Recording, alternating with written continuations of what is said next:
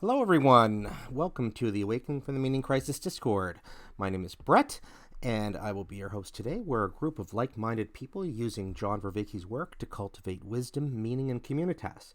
If you're watching on YouTube, please like and subscribe because it really helps with the algorithm. And if you're new to us, you'll find a link to the Discord in the show notes. And if you want to ask your own questions, you'll have to join the Discord to do so. And now I am pleased to welcome John Vervaeke here once again, giving us his generous time. Thank you, John, for being here. Thank you, Brett. It's always a pleasure.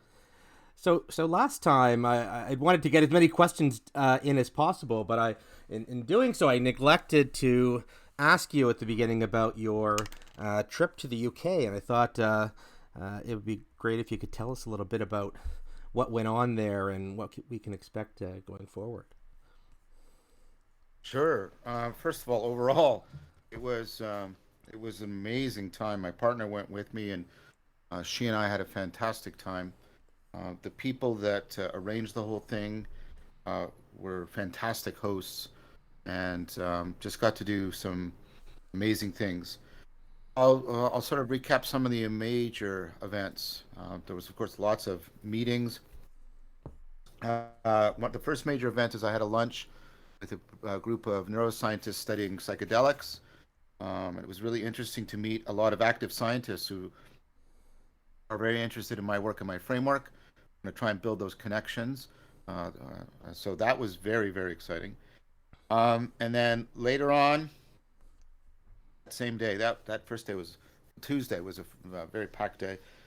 Did an interview for Rebel Wisdom with Jonathan Rowson. That will be released sometime soon. Um, it was very exciting for me because it's the first time I was actually physically in the Rebel Wisdom studio.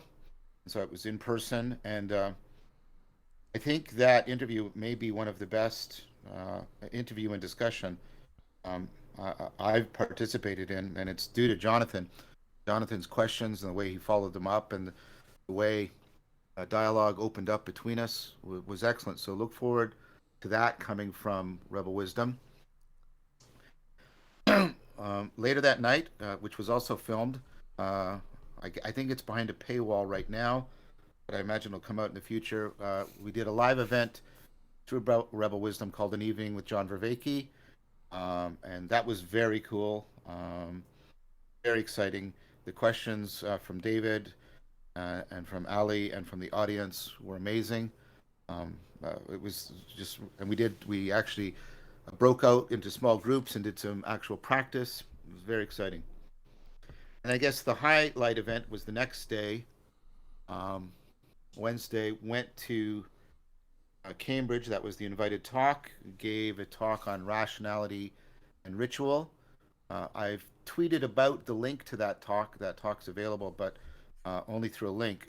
I'll eventually get the file and upload it on my channel, so you can wait till then, or you can go to the link that I've provided and you can watch it on the Cambridge server. Uh, so the response to that was fantastic and overwhelming. There's people there from Cambridge, faculty, graduate students, Oxford. Um, James Orr was leading it. We did an extensive Q&A afterwards. That was um, well, the response and reception to that argument has been really good, really good. The online response to people watching the videos, they are saying that it's the best single introduction to all of my work. I don't know if that's true, but many people are saying that. Great. Um, yeah, James Orr said that we held the record for the longest one of these meetings, so that was really cool too. There was so much interest in it. And then the next event was one side thing. There was a lord from the British House of Lords that was attending the Cambridge talk, and I guess he really liked it. So he invited my partner and I, and he gave us a private tour of the British House of Lords. So that Oh, was really, really cool. And then he also came to the next event. The next event was live demonstration of dialectic into dialogos with Johannes Niederhauser and I, also very well received. That was important also for sort of scientific reasons. Previously, we've done workshops in which, and we get feedback from people who participate in the practices. This time we had people watching it, third person perspective, and giving us feedback. But again, extremely well received. And those were all the main events. And um, couldn't have asked for any better engagement, dialogue, reception of my work. And made a lot of connections, uh, saw a lot of people. And, they structured things so that my partner and I, she and I, we got to get to do plenty of some, really good sightseeing in. It was nice to be there. It was spring while we were there. There was no mandates there, so completely free of any lockdown or masks, and free of winter. So the whole time was just exciting and energizing. Thank you for asking. Yeah, that's fantastic. Sounds exciting, and yeah, well, they've lifted the mask mandates here in Toronto and Ontario now, so we're able to go out now without masks here too. Yeah, yeah. So let's get to the questions. Struan, you've got a question for John. Hey, John. Hey, Strun, how are you doing? I'm doing well, thanks, and yourself. Well, you sound like you're doing well, actually. Yeah, Your yeah. recounting of the UK tour is actually quite well. I had a big smile on my face. I don't know why. um, Well, thank you for that. Thank you. yeah. Okay, and actually, I want to bring that in a little bit. I wrote this down because it was quite complex. Hopefully, I won't sound like I'm reading it. But your conversation with Jonathan Peugeot about angels was like scratching at an itch. I felt like serious bridges were being built and new languages being afforded. And I'd like to try and describe the itch, but it's a bit convoluted, and I hope to try and relate in terms of three themes that I saw in your conversation. Sure. The first theme was theism. When Jonathan puts together attention, worship, and celebration, you just know that the next word in the sequence is theos. Right. The second theme is embodied cognition, which I think needs no introduction. And then the third theme, which got an oblique mention, was the idea of ritual as you articulated it in your recent Cambridge talk. Right. Right. Yes. Okay. So second theme first. Is the Gibson that you mentioned with regard to affordances the same Gibson that Jordan Peterson brings up regarding ecologies of perception? I just want Yes. to make sure of that first. Yeah. Okay. In fact, Um, Gibson wrote the book he wrote was called The Ecological Approach to Visual Perception. okay, sorry. Yeah, thanks for the correction. Okay. But how Jordan described it is that the perception of a sitting place is prior to the perception of the chair as an object. And to paraphrase, that without this fundamentally embodied aspect of engaging in the world, cognition wouldn't work. But it seems to me that this would apply more generally. If my knowledge of chairs is contingent upon my understanding of sitting, then my knowledge of tools are an extrapolation of my knowledge of my hands, and I can only know the tools in terms of my hands. Mm-hmm. And Mm-hmm. insofar as the language centers of the brain are exaptations of the parts of the brain that deal with the sophisticated motor manipulation Mm-hmm. that our hands do, I think it would follow that the same limitation applies to speech, which means, to state the obvious, that words have to come to terms with the world on their own terms so that the world can be put into words. But here's the thing, insofar as the world can indeed be put into words, that leads to the suspicion that the world was somehow spoken into existence. And metaphysics is basically the formal expression of that suspicion. And by extension, if the world was spoken into existence, then that leads one to the suspicion that there might have been a speaker. And the formal expression of that suspicion is theism. And specifically, Jonathan's framing of theism is a question about what has the highest priority. And I wish to suggest to you that the civilized way of life requires its adherents to commit to holding to the word as having the highest priority, as being sacrosanct. What I mean is, in a nomadic way of life, words don't determine who lives and dies in interactions between strangers. But in a civilized lifestyle, if there aren't favorable numbers next to your name on a granary's manifest, you starve, and everybody else is called upon to acknowledge the correctness of the state of affairs. In other words, holding to the ultimacy of words was a commitment not undertaken lightly. So to describe my itch, what I would propose is that there is such a thing as the ritual of the word that we have all been making use of as a psychotechnology. But with the loss of theism, the ritual of the word no longer articulates itself in a self-affirming manner, but rather it has started to articulate itself in a self-undermining manner. In fact, I think it might only be a slight overstatement to claim that that's exactly the crux of the meaning crisis. My worry is that this way, sorry, my worry is that this way of the um, word is the sine qua non of civilization, and that you can't have one without it. And so we need to have the word's account of itself reconstituted in such a way that it no longer inculcates cynicism. Anyway, to propose this as or to pose this as a question, I've touched on this theme in many ways in our previous interactions, and what I would like to know is, um, did what I described break new ground in a significant way? I don't know if it's just uncertainty in communication meets Canadian politeness, but I'm not confident that I've managed to convey the significance of my concern in such a way that it lands for you. No, I think you did. There's a lot there, so it's hard to keep it all in working memory. Yeah, sorry. Um, I worry about linking civilization to written language. Um, is that what you meant by the word, or do you just mean spoken language? Well, my claim is specifically that the words need to actually be binding upon people's behavior. If you don't have a deed that says who lives where, civilization doesn't work. You don't get you cannot have people like living in close proximity with strangers without some kind of medium of interaction. And the word was precise or has been precisely that medium of interaction. And that has all sorts of social institutions that go along with it that make it all possible. Okay, so well, I just want to be clear. There's many instances of It, civilization without writing, so I wouldn't want to bind those two closely together. But if you mean well, speech, go ahead.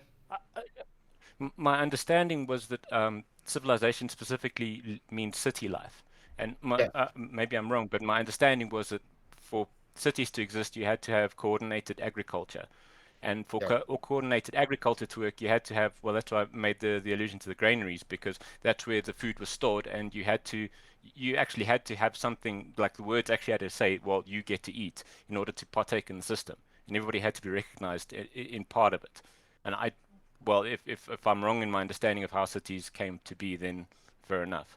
But I thought that's how it yeah. worked. So I mean, so Mesoamerican civilizations give us several instances of civilizations that don't have literacy. Famously, the Incans and the Aztecs, for example. The Mayans do have literacy, and but it you have I mean, and the Incan Empire is vast, huge, and it's running without literacy. It has something. It has sort of a knotted system for accounting for things, but it's not full-blown literacy. The Aztecs have sort of pictograph things where they try to sort of artistically represent certain events, but again, it's not literacy. Um, so, yeah, that's why I was questioning um, that uh, proposal. That Yeah, I suppose. Well, for me, it comes down to the fact, like, you know, as Jonathan was pointing out, you can have various different things at the top of your value hierarchy. And one of those things, can be mammon or it can be agape or whatever. But one of those things was the logos.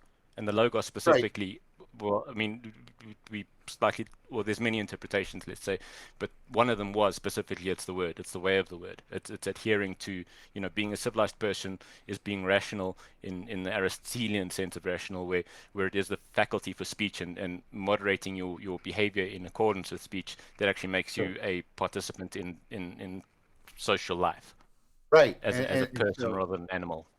yeah, and I agree. And if we shift it to logos, especially how logos comes into reflective thought, it means formative principle, rationality. Speech is an exemplification of logos. Heraclitus, one of the maybe the first person to bring the logos into prominence, distinguishes between speech and logos. Speech can exemplify logos or fail to. So logos is a much more comprehensive term, and um, I, I, I take it that what it refers to, and this is a particular reading of a very, very multivocal term, but I take it to mean something like the principles, the patterns of intelligibility. And then I guess I'm trying to get at. Well, Go ahead. my response to that would be if you take it in the broader sense, then exactly the Aztec knots that you were talking about would also be an example of speech. And well, I mean, then okay, we are really getting into what you mean by pattern and that, but it's still the communication of these things that we bind ourselves to that make the civilized existence possible. And that's not Well, a it's not something that can just happen automatically. It's something that we have to make happen. I don't want to I agree with interrupt. that.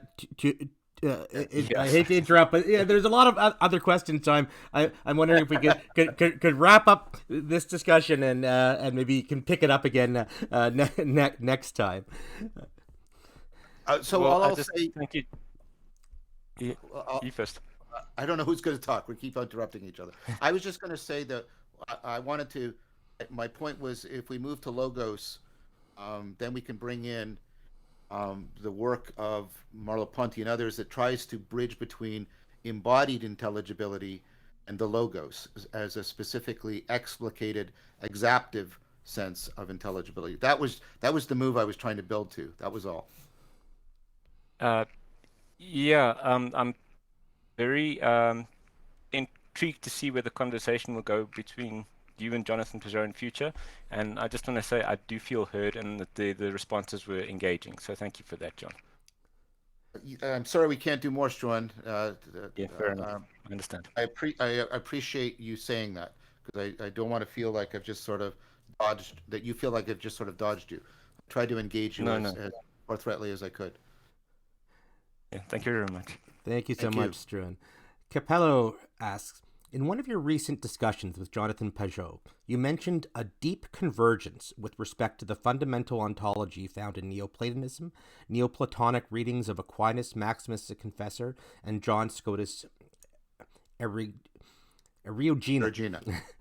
All Yeah. these thinkers already seem deeply indebted to the Platonic tradition in Western philosophy.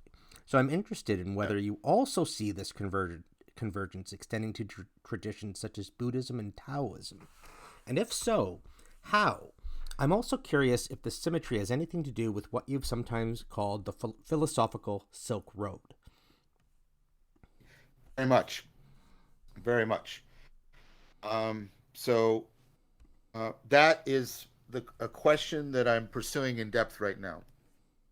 I'm trying to see if within the Western tradition I can bridge between two things that have been sort of academically traditionally set against each other, which is Platonism and Phenomenology, even though it's abundantly clear that both Husserl and Heidegger are profoundly influenced by Platonism, and trying to bring those two together and bridge between sort of standard, I don't know what to call it, classical Platonism and an enacted, embodied form. This is the work I'm doing with Johannes Peterhauser and Daniel Zaruba, Dan Chiappi and others on eidetic eduction and the relationship between eidetic eduction, dialogos. So that's something I'm currently working on. And then taking that idea and taking the historical fact that Neoplatonism was able to enter into ongoing reciprocal reconstruction with paganism, with Christianity, with Judaism, with Islam, possibly with Zoroastrianism, and then current work by Thomas Plant. And I just bought a book, I forget who the author is, on what's called cross-cultural philosophy, method of cross-cultural philosophy. And the author is arguing for bridging between Neoplatonism uh, and Buddhism. And so this is very much a live question for me. And the idea that Neoplatonism could offer something that is convergent, like it was in the for the ancient Silk Road, with various worldviews along the way, including science. The other thing that Neoplatonism has twice had rational reconstruction with was a scientific revolution, both the one following the Renaissance and the one at the beginning of the 20th century. And the fact that current thinkers are putting it into communication with Buddhism is further convergence. And then thirdly, going back into a deep dive into the Kyoto School. Kyoto School was explicitly trying to bridge between uh, Western philosophy and Buddhism, both Zen and Pure Land. Again, often the aspects of Western philosophy, aside from Heidegger's Phenomenology, which was central, the other aspects of Western philosophy the Kyoto School reached out to was Neoplatonism. And also in Heidegger, it's Neoplatonism because it's usually Eckhart they're talking about and how Eckhart has come into Heidegger, and John Caputo's work on that. So the convergence that is intended is exactly that. It's not only historical, it's cross-cultural and it's cross-domain, it's cross-religion.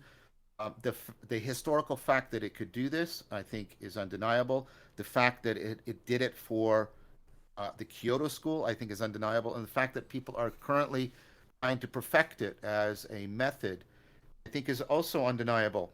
This, to me, means we need to take it seriously as a template for how to build the courtyard of discourse, courtyard in which dialogos can take place, and give us something like sapiential Silk Road, um, the Silk Road of how wisdom is cultivated, that can bind the world together in a global fashion. That's the wrong way to put it. What do I want to say? That can bind the pursuit of wisdom together in a global fashion that can respond to the global nature of civilization today. That's the way I wanted to answer that question, that point. And so, yeah, I talked to Jordan Hall about this recently as well. Um, talked about the fact that uh, there's some significant difficulties facing us. One of the difficulties is that we had a civilization. I don't just mean geographically, I mean philosophically, religiously, that acted as the middle between the East and the West, and this was Persia. And of course, current day Iran is not taking that role either geographically or philosophically.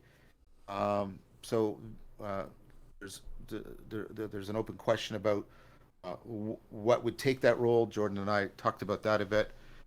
In answer to the question, I think the convergence that I'm looking for and other people are looking for, there's a convergence in looking for the convergence, a meta convergence, um, is exactly the one that the question is asking. Yes.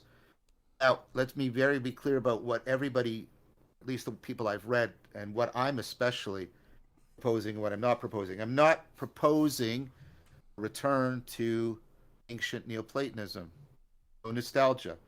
I'm not proposing also that it is some final end state of human development, no utopia.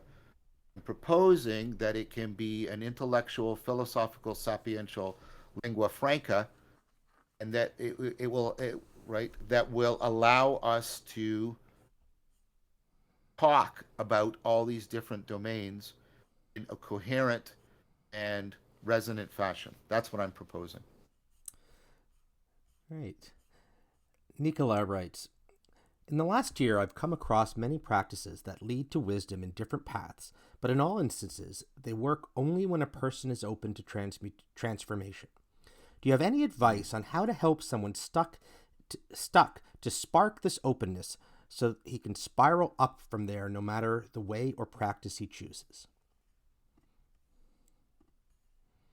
Yeah, I mean, so this is a question that's coming to the fore as Christopher Master Pietro and I, are preparing a series, a dialogical series we're going to do on Socrates and Kierkegaard.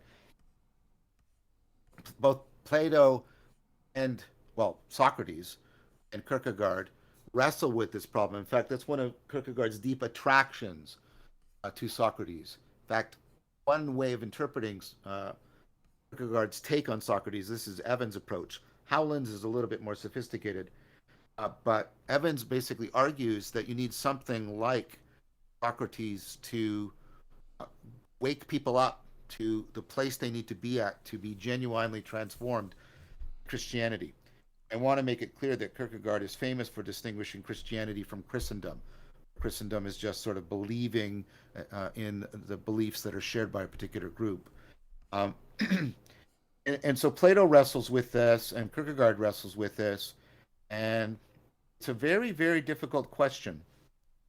Um, and Plato uses, and we have to be careful about these metaphors and not misread them, uses metaphors of seduction, the and um, which I would recast as metaphors of reciprocal opening, especially since the seduction Plato's talking about is not manipulation or consumptive control. And then Kierkegaard does something very similar. It's really impressive. Writes under various pseudonyms, so he writes from the perspective of various individuals have various perspectives, and he sort of shows why those perspectives fall apart from the inside because you're reading it and identifying with the reader, identifying with the pseudonym author, and also from the outside because you're the reader and you have, of course, dramatic irony at work. So he will take you into a particular mindset and make it attractive to you, and then show you why it's insufficient. This is exactly the same strategy Plato uses. He uses the interlocutors of Socrates to draw you into a particular perspective, engage you in it, and then try and sort of explode it from within. And so this is interesting because this is an effort. It's a task that is simultaneously artistic and philosophical and poetical. You can't separate them from each other in any clear way. So there's a way in which good art. I'm reading Dante's Divine Comedy right now, and it's exactly this kind of thing. Way good art can draw people in to a particular perspective, have them identify with it, and then basically collapse it from within, so that they are then thrown beyond that perspective um, to the possibility of a more encompassing perspective. Of course, is part of the art of teaching as well. Teaching is to co-create perspective with your students that they almost automatically, naturally inhabit, and then deconstruct that perspective from within with their participation so that they are then opened to the possibility of perspectives beyond their own. So there's a lot of practices that you might want to take a look at from pedagogy that can be transferred to this situation. You might want to also take a look at some of the dramatic strategies, not the arguments that Plato uses, but the dramatic strategies. You might want to take a look at some of Kierkegaard's, the way he writes under different pseudonyms, and some of the commentary on that to give you a sense of how you basically have to artistically explicate a shared world and then philosophically deconstruct it and exact what's left of that perspective into a more encompassing one. And that takes a lot of artistry, a lot of skill. This is why I keep saying um, of the importance of the project that Rachel's undertaking, for example, Rachel Hayden, of and Akira the Don and others, of art and music, bringing people into a shared, embodied perspective, a way of finding things salient, but then attaching uh, different conceptual frameworks to it so that people are conduced into a new way of thinking. It's the most important question of any teacher. I can't give you a simple here's three things to do. My son and I are writing a book on pedagogy and designing pedagogical programs because he's finishing up his practicum to be a teacher. I'm finishing up my career of being a teacher. It's interesting the cross generations that Zach Stein talks about. And so getting that is really, really important. That leads me to the person I just mentioned. Read Zach Stein's book, Education in a Time Between Two Worlds, because he talks explicitly about this thing I've been talking about, building teacherly authority, and what that takes, and some of, if like anybody says, here's a simple method for being a good teacher, I would bet considerable amount of money that they're either bullshitting themselves or they're lying to you. Um, Teaching it's a very complex art. It requires virtue and virtuosity. That's exactly what I'm trying to address. I'm trying to point you towards some very good sources for the kinds of things that are used to draw people out. The word for that is educe. That means to draw out. That's the core of our word education. So that's how I'm going to answer that question. Hey, Chris, you have a question for John. Hi, John. Pleasure to talk with you as always. Pleasure to talk to you. Of course. I recently just watched a dialogue that you had with Esther Lightcap Meek, Yes. and it was a brilliant conversation, and it's been very convergent with my philosophical aims at the moment because I'm reading Schindler. And Esther, about halfway through, says something interesting. She said that Schindler and herself do not embrace phenomenology because they're both realists. And you disagreed with this notion, but you didn't press further on it. But this disjunction felt, I was getting a sense that it was deeply revelatory, and I'll kind of explain why I think so. So I ask, how are we meant to understand the phenomenological through line in Schindler? As it seems like that in Meek's view, it's somewhat metaphysical. It's in such a way, and please correct me if I'm wrong about this, that could be critiqued by Nietzsche. And perhaps Nietzsche, in a strange way, could maybe critique Schindler in that the transcendent, the process of wanting, maybe you could say this would be inherently a subsidiary phenomena that submerses itself into something that's outwardly empty.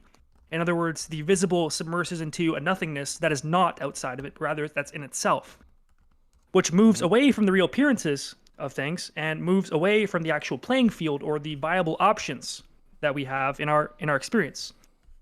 So my question is would there be a difference from everything I just described in the seeming disjunction between your views and Meek's view in this kind of phenomenological through line versus a physical through line? And I nod in regards to Merleau-Ponty's ontology, and I ask, was he reaching further past the fissure or the limit of the phenomena to redraw the subsidiaries back into the visible? How and if so, how are we meant to redraw back into this playing field? The playing field that is made of the viable options that governs our practices in right relation that can be acknowledged through the results that we can outwardly incarnate in our everyday life. And I find this so important, John. This is something that I've been dealing with as I'm currently reading Schindler, and I'm trying to understand the notions of the absolute and the relative. Yeah. Right. Totally. Yeah, and I mean it goes. Thank you, Chris. It's a good question. It's a hard question, but it's a good question, and it's part of the reason why it's good is because it's a hard question. I mean, and I can't give you. Can give you two different answers. One answer is what was in my mind when I was disagreeing with Esther, which would be sort of a report of my thinking. The other would be what would be, a sort of a good ontological response.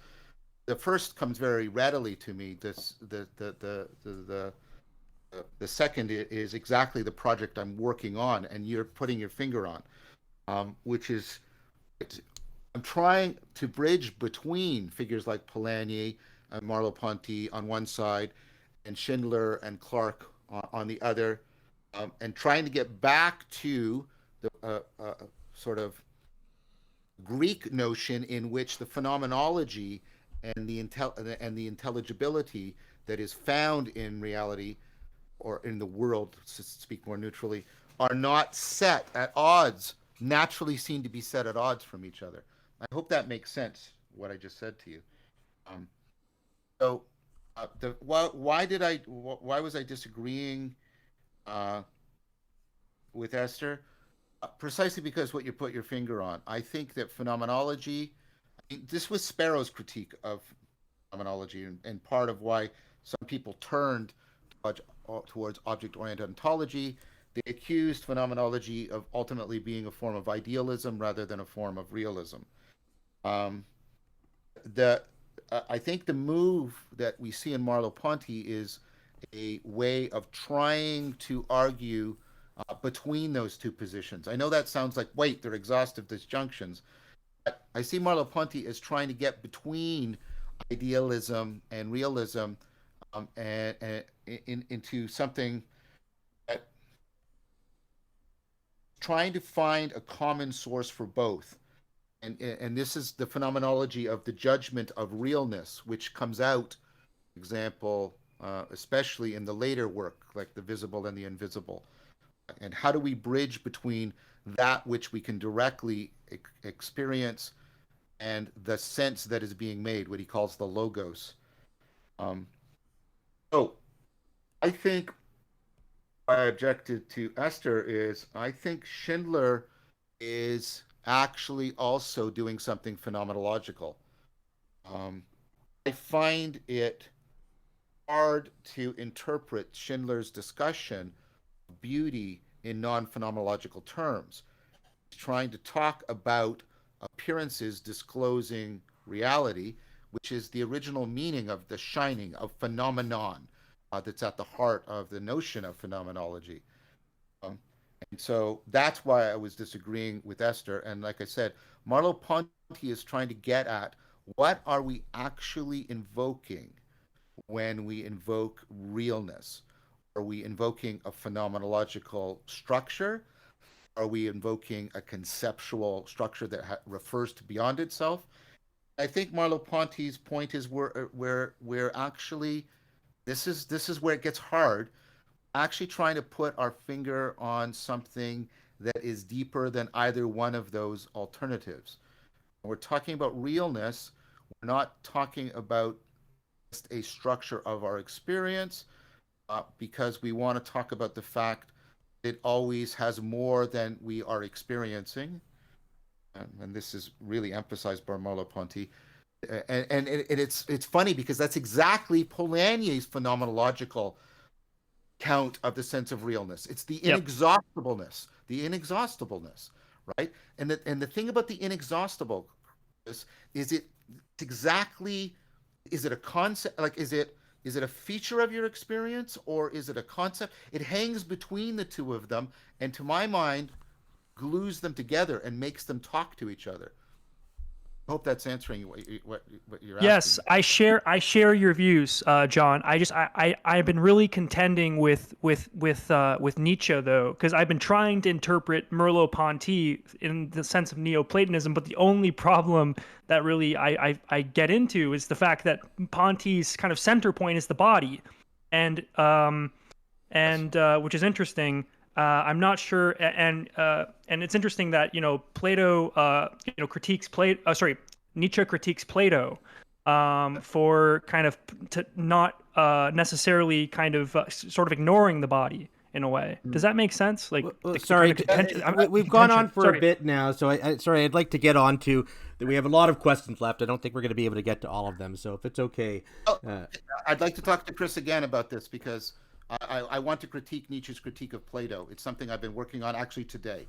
I think Nietzsche gets Plato pretty fundamentally wrong in some very important ways. But we can talk about that another time. Thanks so much, Chris.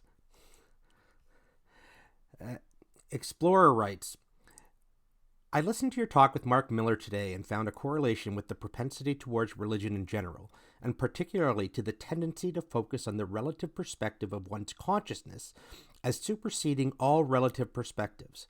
Could the happiness bias contribute to the perception that oneness feels more true than the other qualities of reality?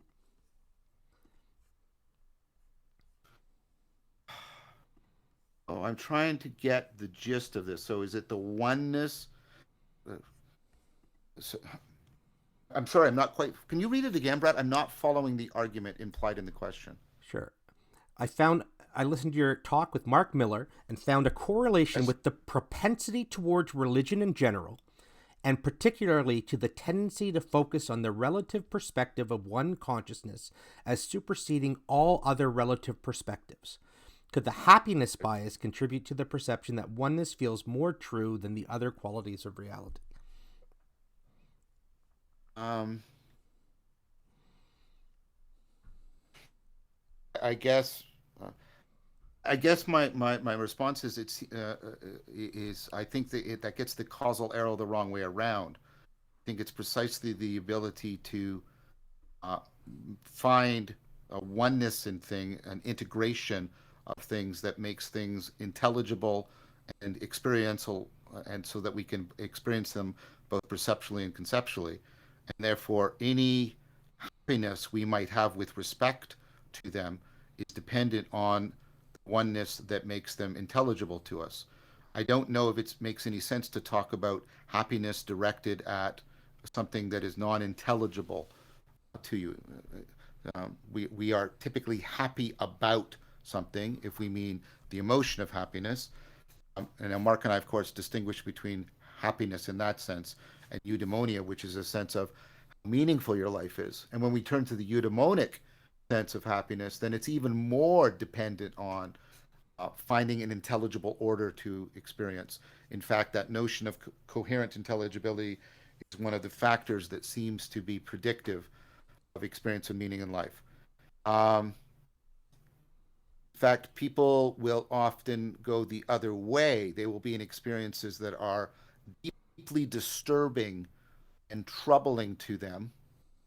And they are able to, I'm thinking of Frankl, for example, and logotherapy, and they are able to find some kind of coherent logos in them that doesn't give them happiness, but of course gives them the meaning that allows them to preserve their agency. Agency requires intelligibility. So I think I would answer that I think it goes the other way around. Now, the propensity towards, I'm not quite sure what the correlation is, the propensity towards religiosity. I need to know more what that meant. I think cognition is inherently bound to religio in the sense of needing to get dynamic coupling to the world, as dynamical coupling as reciprocal opening to it. Those arguments are existent and extant. I won't repeat them here. So that means religio and something like the love of belonging, of being connected, meaning, are inherently bound up together. I need a little bit more specific about what the correlation was, but I think trying to make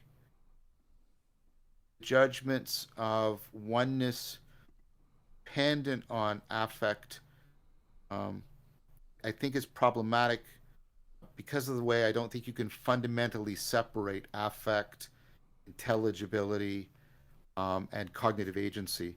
I didn't need to. I mean, I have argued for all of those points elsewhere. I'm seriously concerned that I'm misunderstanding this question, as the sort of series of premises within the question don't quite strike me yet as a coherent argument, and I'm trying, and I'm not making a criticism. I'm just saying I'm worried that I'm misinterpreting the question by putting in the missing premises that I'm looking for. Sure. So, I might just Explorer, be please projecting feel free to follow up next time, and we could continue with that. LOK. Yes. Yes. LOK asks, "Are you interested in learning different languages? Do you think there is a deep importance in knowing other languages?" Yes. I mean, I did both. I did. I had to do French and German for my PhD, but I only had to be able to translate them. So I never got to the level of any kind of spoken fluency. One of the things I'm going to do when I retire is I'm going to learn how to read ancient Greek. And that'll probably take me several years, and it's going to be one of those tasks. I want to learn how to play the flute because I want to learn, if you'll allow me, the language of music. I want to learn ancient Greek fluently so that I can read Plato and Plotinus in the original. So that's twice in the last 10 minutes that you've mentioned the end of your career and now retirement. Is this a theme that's on your mind now? Well, in some ways, yes. In some ways, no. I mean, there's a lot of new opportunities for teaching outside of the university that have recently emerged. I'm not going to undertake them right now. Well, I'm going to undertake them some in parallel with remaining at the university because I'm bound both by affection and responsibility to several projects still at the university. So, I mean, I'm not going to retire in the sense that I'm going to stop teaching and stop doing the science and stop making videos. Um, but I am 60. I do intend to, um, 65 or thereabouts, retire from, you know, university, become emeritus. Um, so that is on my mind right now, yeah.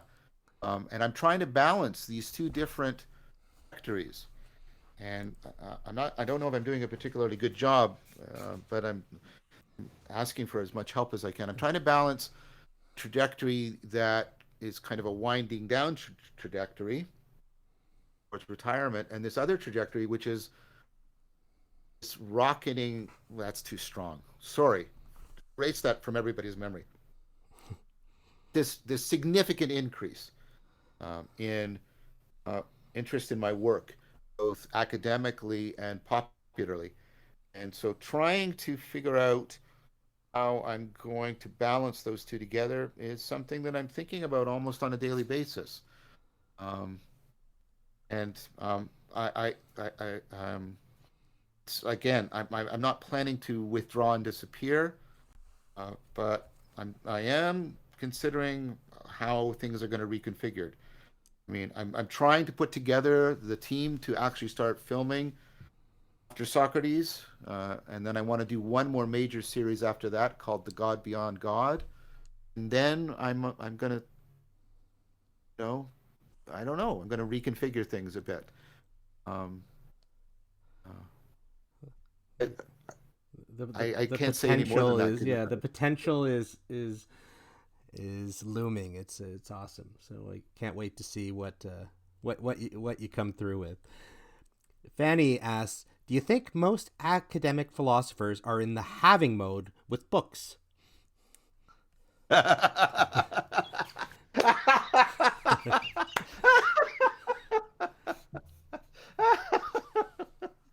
um, yeah, and guilty as charged.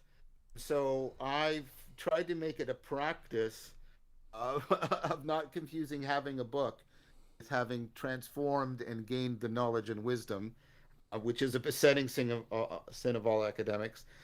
And I've been trying to make it a regular practice of giving books away, um, so that I don't get too caught up in that. But yeah, that's really a thing. It really is. And yeah, so academic philosophers need to be with people that are bibliophiles. If you want to be with friends or romantic partner with somebody who's not a bibliophile, I predict your relationship won't last. It's I've heard other academics say it, and I've said it myself. And please hear this with a grain of charity. Some of my best friends are books, and so um, yeah, and so that's something that I think. Well, I feel very called to being very careful about that. I need to be more careful. Um, that's why I also um, trying to get more dialogical practices in for myself and for other people because for all their greatness, books tend to connote and conduce people into a monological way of thinking that can be very detrimental in sort of unforeseen ways. So I think that's an excellent question. I think the answer is yes. Um, I, I'll speak it cautiously for my colleagues. I'll speak it confidently about me, and that I am trying, and that's why Pierre Hadot's work about philosophy as a way of life and not just as a set of tests or discourses so deeply transformative for me. And that's why when I talked about Jules Evans about the book that changed my life, Rebel Wisdom, that's one among many ways in which Hadot's work is so powerful. The irony, of course, is that I read all of that in a book. And that's a great quote. Some of my best friendship books. I like that. Clark asks, in your most humble opinion, what are core distinctions between women and men? Surely there is an intelligibility to this fundamental complementarity in our species. I mean, so there are some reliable differences. First of all the differences are against a background of massive overlap. Many of the differences that we talk about that have empirical backing as opposed to just sort of cultural stereotypes set against the fact that the graph of performance, the distribution graphs, men and women overlaps 95%. So that is the overwhelming reality. Now, that doesn't mean the differences aren't real. It doesn't mean that the differences aren't statistically measurable. They are. Some of them are go down even to a physiological level. Women are less lateralized in their brain than men. So, for example, this makes a difference. Think even of the difference this makes talking about Ian McGilchrist's, really often profound work, but he talks as mainstream psychology, textbook psychology does, about radical lateralization between the left and the right hemispheres. It's true, and it's even true of women. Read Jill Bolte Taylor and My Stroke of Insight. Nevertheless, it's also true that women are less lateralized, which means there's less specific differentiation of functions between the left and the right hemispheres. So they don't experience those contrasts as deeply as men. They also are able to integrate across the hemispheres more readily than men. That's going to make significant differences in your pattern of intelligibility. Once again, against the deeper point of the 95% overlap. Women therefore tend to, and this is older work, it goes back. Women tend to use language differently. That's also because language is less lateralized for them than men. So women are much more interested in, you might call the overall shape of discourse. Men tend to be oriented more towards the conclusion, the goal, the bottom line of the discourse. A friend of mine once used a Gödelian way of talking about it. He said that, so Gödel's theorem is that a system can't be both complete and consistent. And so presumably that attaches to our systems of intelligibility. And he proposed that women pursue completeness as much as they can, where men pursue consistency. Again, this is a matter of 5% emphasis difference over against 95% overlap.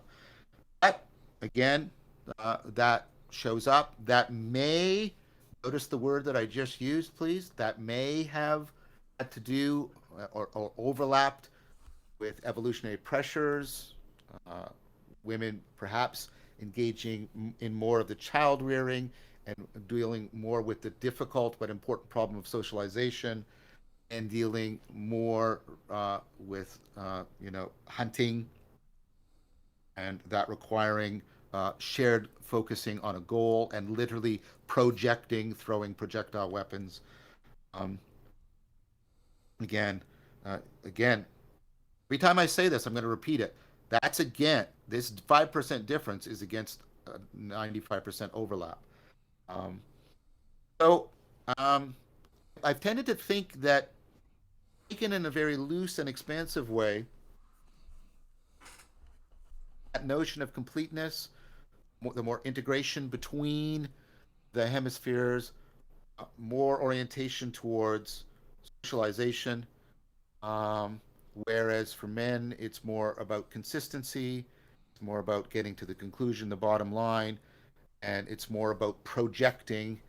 Um, uh, would give different shapes to intelligibility. These are subtle differences, and I want to also clearly stated there's no superiority of one over the other. The fact that patriarchal aspects of our culture have said one set of these is great because it builds empires and other bullshit like that, and others is diminutive because right it's limited to the home. That's all bullshit. Um, and so, putting all that aside, I think the differences. I've tried to point out what are some of the measurable differences. Um, some of these we have to also be careful of because some of the most purported measurable differences are actually increasing with time. So men are better with spatial reasoning, women with verbal reasoning. That difference is still there, but it's declining with the kinds of psychotechnologies that men and women now equally internalize. Um, so, as always, trying to separate culture from biology is almost impossible task. So that's why I keep caveating everything I'm saying here. This idea of being different takes on an overlapping field of a shared field of intelligibility, but sort of different takes, different viewpoints on it, and roughly completeness versus consistency or something like that. That makes evolutionary adaptive sense to me, and it would greatly enhance our capacity for problem solving. I mean, think about it. It makes sense to have half of your population have the two hemispheres more specialized, and then the other half of your population have the hemispheres more integrated. Um, that all makes great evolutionary sense to me. Um, and whether or not that makes us incommunicable or incommensurable to others, I think that conclusion is not borne out by the fact that I keep repeating, which is that even on these measures that show difference, the overlap between the two groups is 95%. Do you have time for one last one, or do you have a hard out? I'll do one more. I'll do one more. Sure. Spencer writes, in his book on Bergson, Deleuze wrote this: the absolute is difference, but difference has two facets: differences in degree and differences in kind. Deleuze claims there's a difference in kind between differences in degree and differences in kind. That might be one of his main moves for discussing interpenetration, emergence and emanation, interpretate, because stretched all the way out, both operate in terms of differences in degree. But differences in kind affect their own kinds of differences in degree. Buried in that, I feel a question of relevance realization. How can differences in degree form relationships with enough mutual relevance to realize differences in kind? Recognizing that this is too big a question to expect a full answer, do you feel comfortable commenting on whether this might be a place where relevance realization could show up at an ontological level? Yeah, that's really intriguing. Who asked that question? Spencer, username emphasis. Yes, that's really good. I haven't read enough Deleuze. I haven't read any of Deleuze on Bergson. I've read Bergson, and I've got to Deleuze. I'm close to reading is on Spinoza. Uh, that's very good. And the idea about that might help with the interpenetration of emanation and emergence. If I could ask Spencer to communicate with you where I could find that, or somebody, even a secondary essay commenting on that aspect of Deleuze's work, I would really appreciate it. I think the proposal that's just been made is insightful one that has prima facie plausibility. I need to know more, so I would like to know more about that part of Deleuze's work. Sure. So I will reach out to them and maybe they can follow up with you. Yeah, that'd be wonderful. Well, thank you so much, John. This has been great, and thank you everyone for being here. I really appreciate all of you, and it's so great that we can do these sessions. Well, it's been wonderful being here as always, and thank you all for wonderful questions. It's always a pleasure to uh, wrestle in the sense of Israel wrestling with God, wrestling with these increasingly profound, provocative questions that are being asked. Um, I hope it's right and honorable for me to take that as encouragement that the work I'm doing is leading people into a profound uh, thought and more provocative transformation.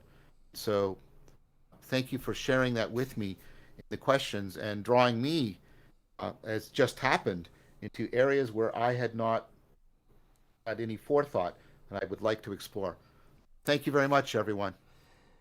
Thanks, and have a great day. Too. Bye.